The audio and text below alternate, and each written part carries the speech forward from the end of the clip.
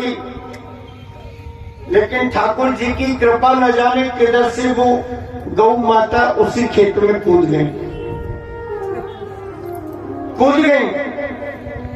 पंडित जी बैत लेकर के गए, खेत की दौड़ पर जाकर के देखा पूरे खेत में और गैया चरने के लिए लग रही, गाय चरने के लिए लग रही। पंडित जी ने खेत की तरफ तो पीठ कर लिए, खेत की तरफ पीठ मोड़ करके खड़े हो गए। कोई पड़ोसी खेत वाले ने आकर के कहा, पंडित जी आपके खेत को तो कर दिया साफ, 50 गैया लग रही हैं। बोले भाया मुझे पता है भैया, मेरे खेत में चल रही है, लेकिन देख कितना चलेंगी, 2 कुंटल, 4 कुंटल, 5 कुंटल, 10 कुंटल। घर में 3 नौकरी आ रही है, 10 कुंटल अनाज और खरीद लेंगे, क्या फर्क पड़ेगा। लेकिन इनको भी तो ठाकुर जी ने पेट भरने की कई व्यवस्था करी है। अगर इस तरह से दुनिया भगा रही है, अगर मैं भी मेरे खेत में से इनको भगाऊंगा तो इसका अपराध मेरे माथे पर आएगा। मुझे तो भैया ये पाप नहीं करना।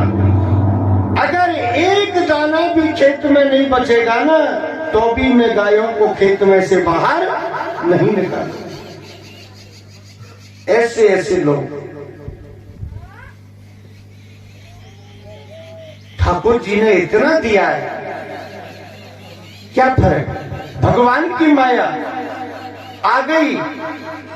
गौ माता, मेरे भाई बहन, गौ माता गौवंश के बीच में, हमारे ग्रंथों के बीच में और गौ माता का कितना महत्व बताया है। आपको पता है, जिस घर के बीच में गरीबी हो, जिस घर के बीच में गरीबी हो, उस घर के बीच में रोजाना नियम बना लो 12 महीने तक, रोजाना गाय के गोबर से आंगन को लीपो। और अगर आप कहो जी महाराज आंगन कच्चा है ही नहीं, फिर कैसे लीपे, तो फिर ऐसा करो, रोजाना गाय के गोबर से चूल्हे को लीपो। चूल्हे को लीपना प्रारंभ कर दो गाय के गोबर से, एक भी दिन का गैप नहीं लगना चाहिए। 12 महीने लीप करके देखिए। मैं व्यास शक्ति से कहता हूं 12 महीने में आपकी कायाकल्प ना हो जाए, नाम बदल देना। लक्ष्मी जी का वास होता है गाय के गोबर में। मेरे भाई बहन, एक जगह तो एक पुस्तक आती है धर्म ग्रंथ की, जिसका नाम है कल्याण। उस कल्याण के बीच में मैंने यहां तक पढ़ा है, किसी व्यक्ति को पहले ये पता लग गया डॉक्टरों के द्वारा कि तुम्हारे शरीर में कैंसर है। क्या है? कैंसर। उसके घर में अगर गाय रहती है, गाय का खूंटा है, गाय के खूंटे पर बैठ करके 91 दिन एक पाठ रोजाना लगातार हनुमान चालीसा का करो, गाय माता की पूंछ पकड़ करके, या गाय के खूंटे के पास में आसन लगा करके 3 महीने बाद में जाकर के डॉक्टर को चेकअप कराना, आपकी रिपोर्ट एकदम से बदल जाएगी। जो कैंसर होगा ना, वो कैंसर वो गौ माता की कृपा से समाप्त हो जाएगा। लेकिन ये सारी बातें कब होंगी? आस्था और विश्वास। आस्था भी होनी चाहिए और विश्वास भी होना चाहिए। विश्वास संफलदायक है। अगर विश्वास है तो निश्चित रूप से ठाकुर जी कृपा करेंगे, और अगर श्रद्धा नहीं है, विश्वास नहीं है, तो कुछ भी कर लीजिए, कुछ होने वाला नहीं। कृष्ण कृष्ण महाभाग भक्तानाम भयंकरा। दुर्योधन मैं भगवान को मना कर दिया। बोले महाराज आप 5 कामों की कह रहे हो, मगर मैं सुई की नोक के बराबर पृथ्वी नहीं दे सकती। भगवान उठ करके खड़े हो गए, 5 से चलने लगे। बोले ठीक है, जैसी तुम्हारी मर्जी। मेरा काम समझाने का था, सो मैंने समझा दिया। अब समझो तो ठीक, ना समझो तो ठीक। ठाकुर जी चलने लगे। दुर्योधन ने कहा प्रभु तनिक रुकिए भी। बोले क्यों? बोले आपके लिए मैंने अनेक प्रकार के व्यंजन बनवाए, भोजन प्रसादी ग्रहण करके जाइए। ठाकुर जी मुस्कुराने लगे और मुस्कुरा करके कहने के लिए लगे दुर्योधन मैं तुम्हारे घर पर भोजन करूं? असंभव। क्यों महाराज, मेरे घर का भोजन नहीं कर सकते? बोले बिल्कुल नहीं। बोले जी कारण? बोले देखिए भोजन कहां किया जाता है? या तो जहां विशेष आत्मा का लगाव हो, विशेष प्रेम हो, वहां मनुष्य भोजन करता है, ठीक है। या फिर कोई रिश्तेदारी अगर पड़ी हुई है तो साहब रिश्तेदारी है, रिश्तेदारी में आना जाना तो पड़ेगा ही, भोजन भी करना ही पड़ेगा, तो फिर भोजन करना चाहिए। या फिर मान लो कोई यात्री यात्रा कर रहा है और रास्ते में दिन छिप गया और गांव के बीच में, नगर के बीच में किसी के घर पर जाकर के रुक गया, तो मजबूरी में अगर वो आपके घर पे आकर के रुका है तो कोई भी हो, कहीं का भी हो, उसको भोजन की व्यवस्था तो करानी ही पड़ेगी और उसे करना पड़ेगा, तो वो मजबूरी होगी। 3 परिस्थितियों में और मनुष्य दूसरे के यहां भोजन करता है, ठीक है। अब 3 परिस्थितियों में एक भी परिस्थिति तुम्हारे मेरे बीच में नहीं है। ना तो तुमसे मेरी कोई रिश्तेदारी, ठाकुर जी ने कहा, ना तो तुमसे मेरी कोई रिश्तेदारी और ना तुम्हारे मेरे कोई मित्रता का भाव, कोई प्रेम का संबंध भी नहीं।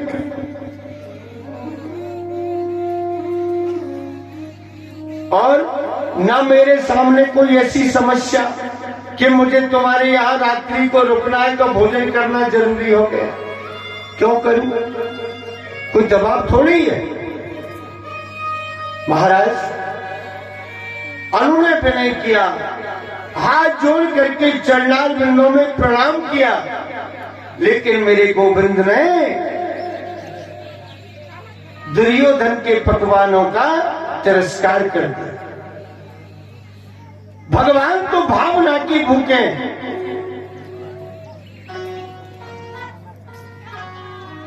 अंत में अब यहां तो मेवा मिष्टान अनेक पकवान ला करके रख दिए, उनको भी स्पर्श नहीं किया।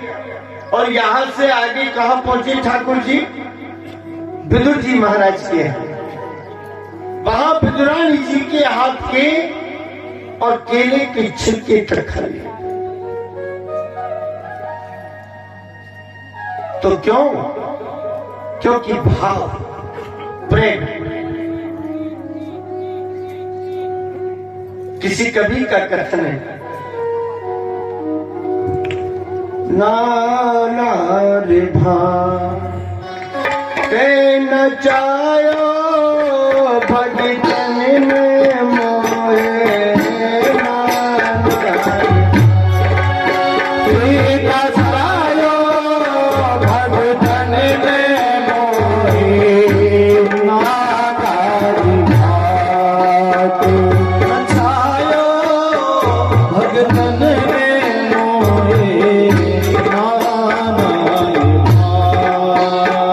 अरे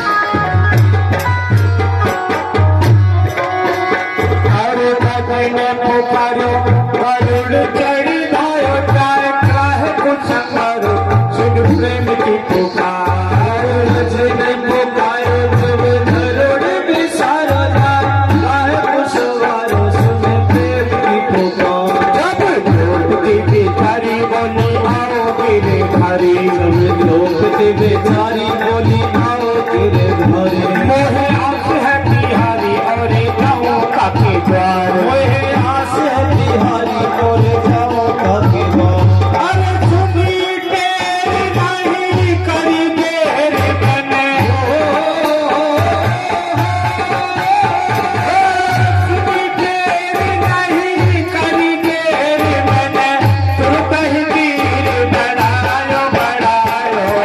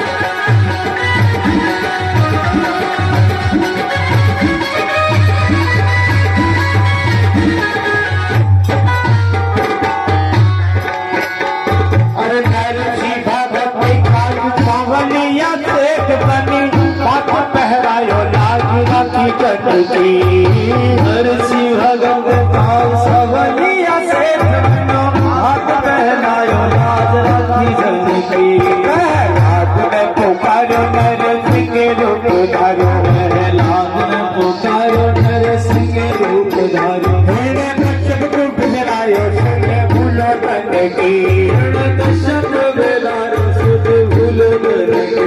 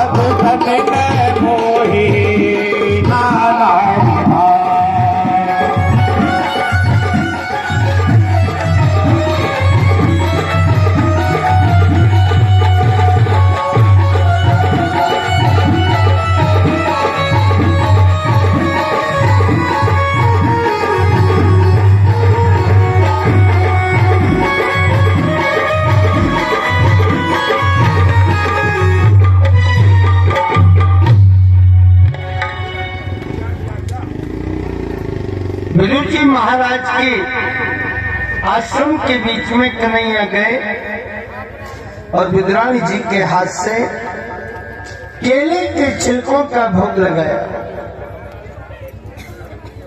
प्रेम के कारण जिनके माखन मिश्री खाने से जिनके होठों पर छाले होते हैं, वो आज प्रेम के वशीभूत विदुरानी जी के यहाँ केले के छिलके खाते। ये भाव होता है, यही प्रेम है।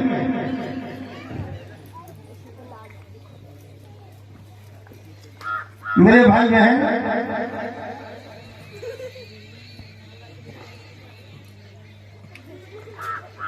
समय आया, भगवान ने बहुत प्रयास किया कि महाभारत ना हो, लेकिन जो विधाता ने लेख लिख रखा है वो समय आने पर वैसा ही घटित होगा। अंत में परिणाम ये हुआ कि महाभारत का युद्ध हुआ और महाभारत का युद्ध कौरव और पांडवों के बीच में 18 अक्षौणी सेना थी, 7 अक्षौणी पांडवों की, 11 अक्षौणी कौरवों की, और 18 दिन ही महाभारत हुआ। 10 दिन का महाभारत भीष्म जी महाराज की पवित्र सन्निधि में संपन्न हुआ। भीष्म पिता में सेनापति रहे 10 दिन तक। 5 दिन का महाभारत गुरु द्रोणाचार्य जी की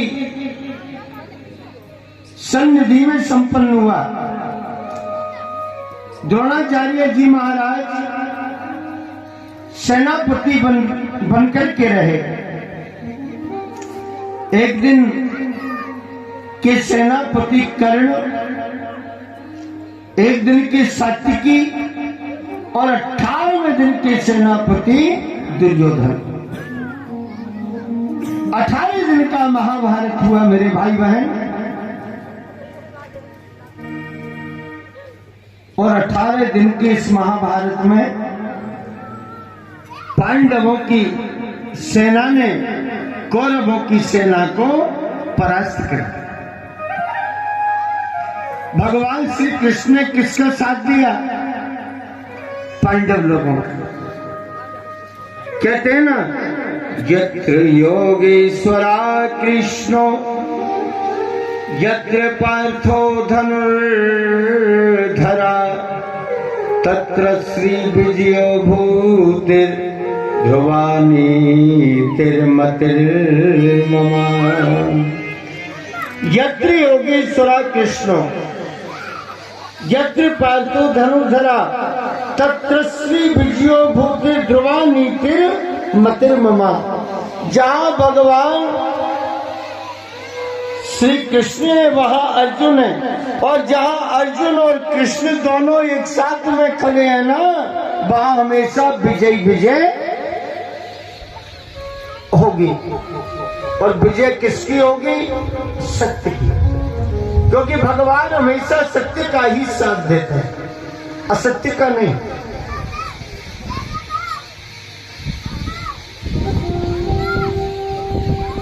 सत्यम व्रतम सत्य परात्म सत्य सतस्य नियतम च सत्ये सत्यस्य सत्यामृत सत्य नेत्रम सत्यात्मकम तम शरणं प्रपन्ना। क्योंकि भगवान का स्वरूप सत्य है, भगवान की लीलाएं सत्य है, भगवान के नाम सत्य है, भगवान के अवतार सत्य है। और जहां सत्य हो वही नारायण विराजमान रहते हैं। और सत्य से बड़ा दूसरा कोई पुण्य नहीं है।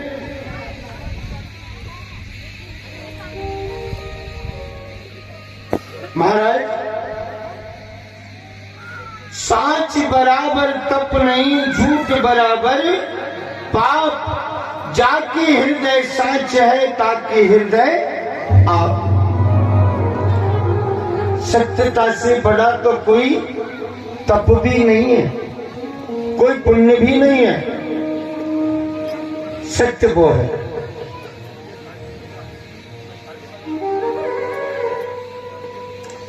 अठारहवें दिन दुर्योधन ने महाभारत किया। सारे